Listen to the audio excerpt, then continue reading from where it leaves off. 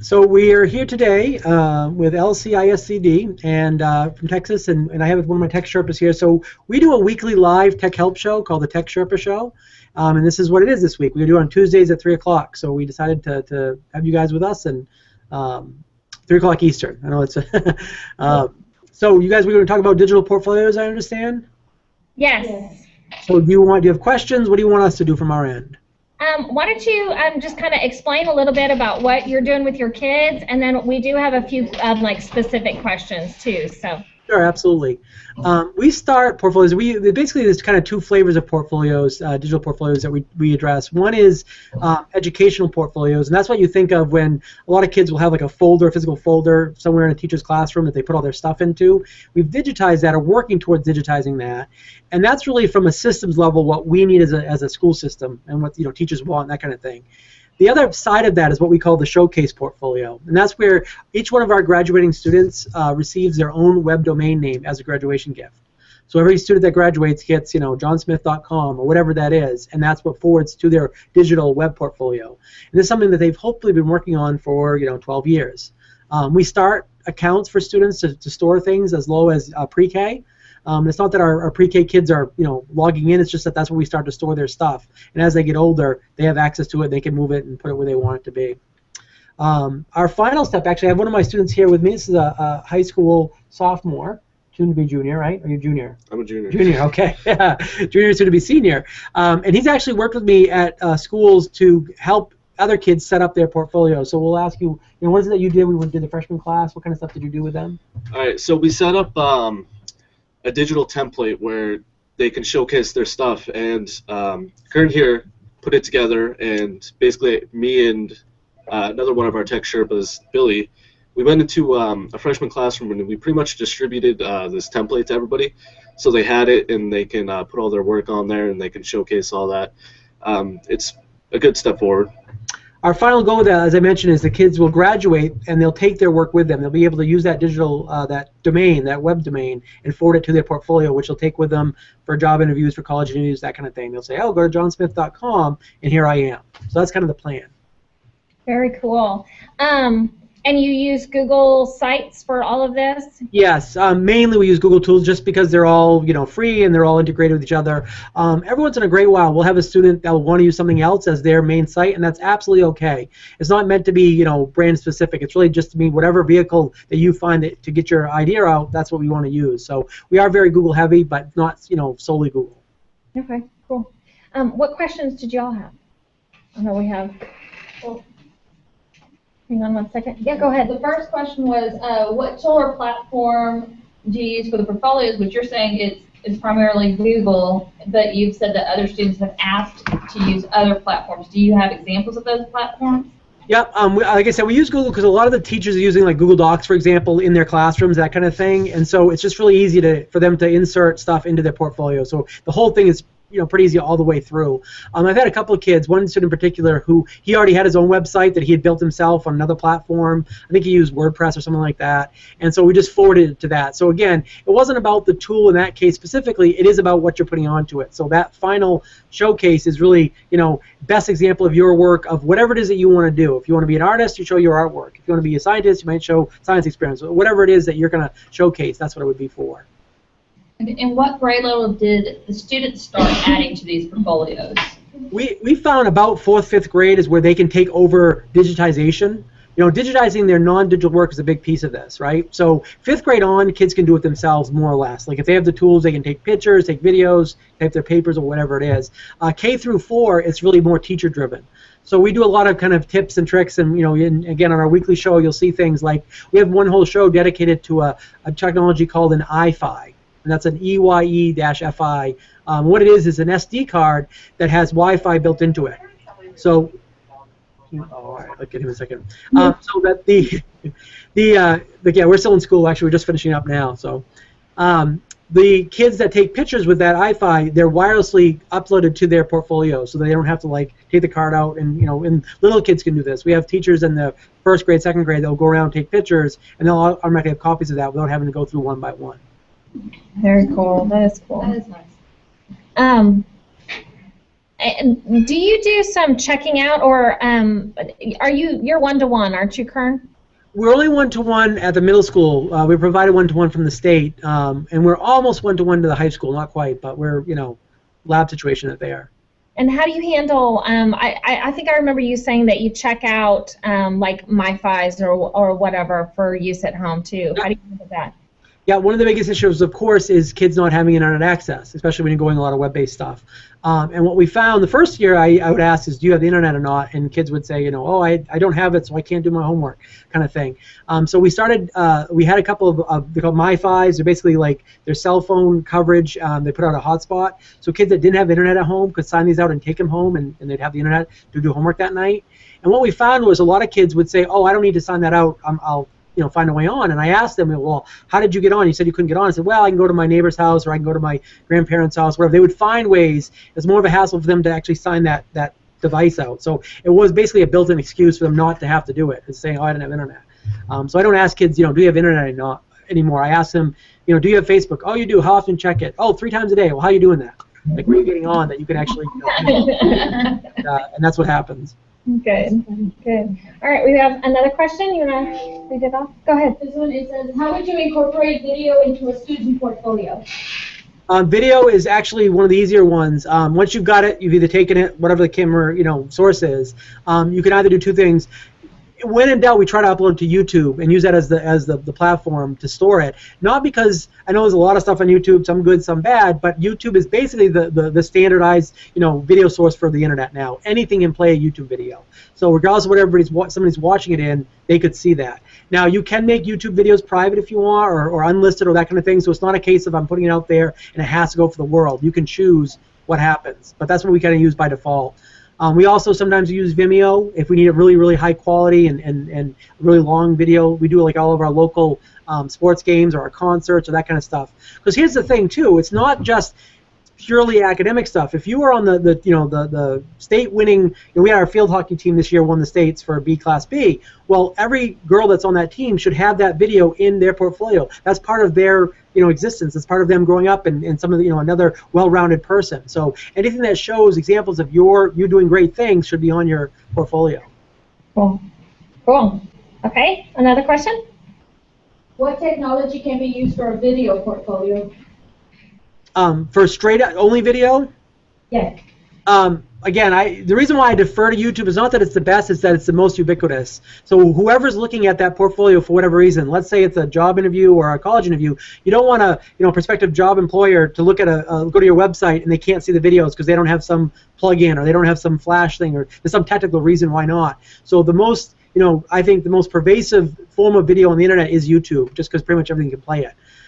Again, if you need more specialized things, there are absolutely other programs out there that will do things like maybe create interactive videos. So one good example of that is called TouchCast. And so what that does is you can put a video on there, but like let's say halfway through, you could have like a question that pops up and says, hey, what do you think of this? And depending on the answers, they can kind of get responses. That's a little bit more high-end, but that's certainly a possibility too. Cool. Okay. How do you choose what goes in? Do students decide, or teacher, or both? How does that work?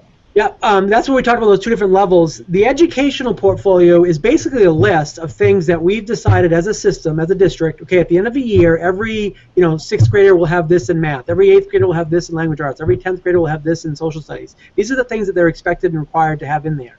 At that point, the showcase portfolio, the website that's going to be more public later on, kids are picking and choosing, really hand-picking and cherry-picking which things from that bigger list that they want to showcase. So if I want to be, show off my artwork, I may not care about my math assignment, but if I want to go into the sciences, maybe I do. So really they're hand-picking from that bigger list that we've already created of which things they want to showcase and show off. Real quick, going back to video, did they use like iPhones, iPads, flip cameras?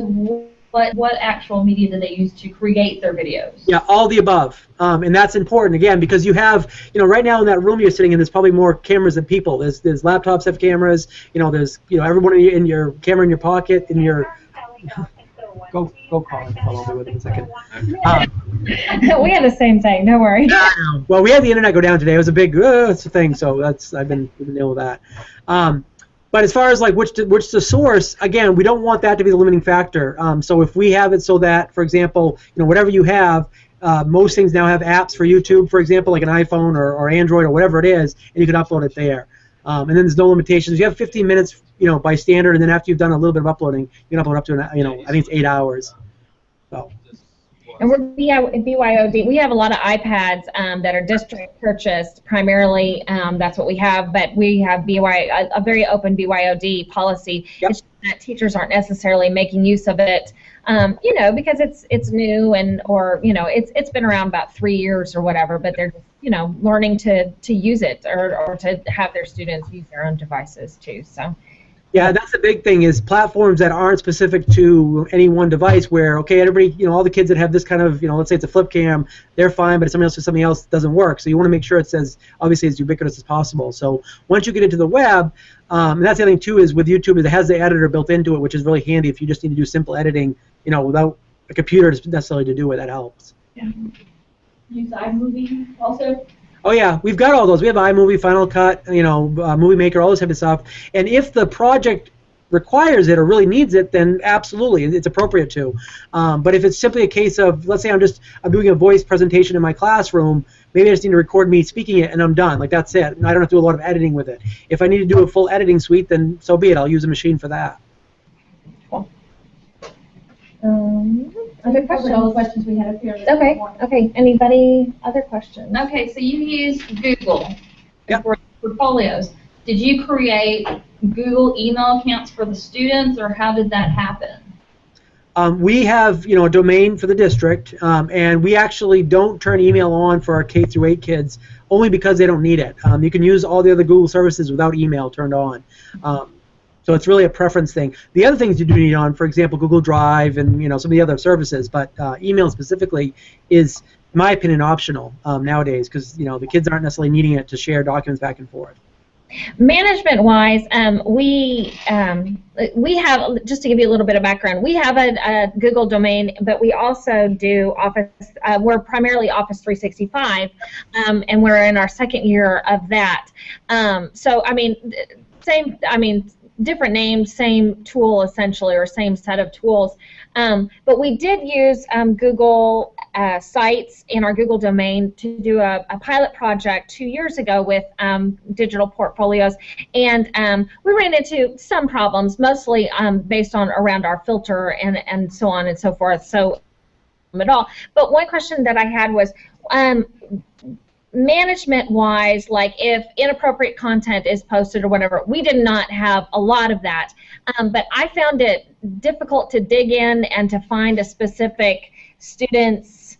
Organizationally, can you talk a little bit about organization and any tips you have that way? Yeah, there's a couple things with that. One is you can, limit it. For example, our K through 8 domains, they're blocked in the sense that they're just in-house. So inside of the domain, kids can work together and share each other, but they're not able to be published even if they want to. High school level, they can if that's the idea.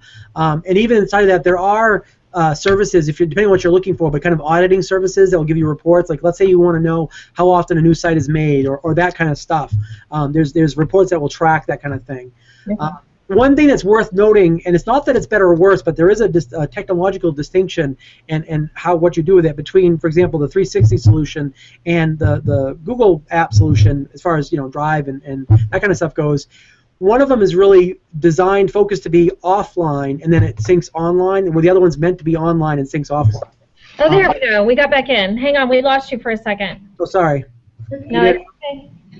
Repeat. We were like hanging on the edge of our seat there. Okay.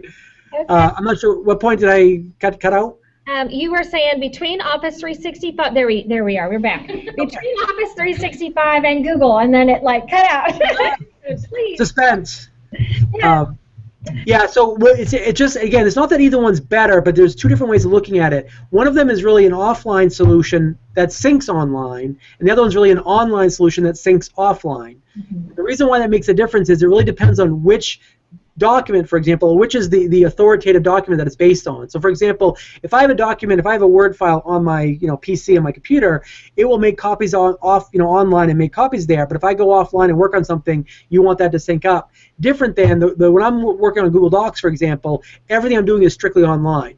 Yes, I can have offline copies from there, but the authoritative copy is the one online. So it really, the biggest example, the best example I can give you to kind of emphasize that or really give an example of that is the number of fonts available to you. For example, if you look at a Word document, you have, hundreds of fonts, right, that are available to you in that list, that pull-down list. Or if you look at the typical Google Doc, there's about a dozen. And really the trade-off there is, yes, you have more choices with one, but the other one is a little bit more ubiquitous.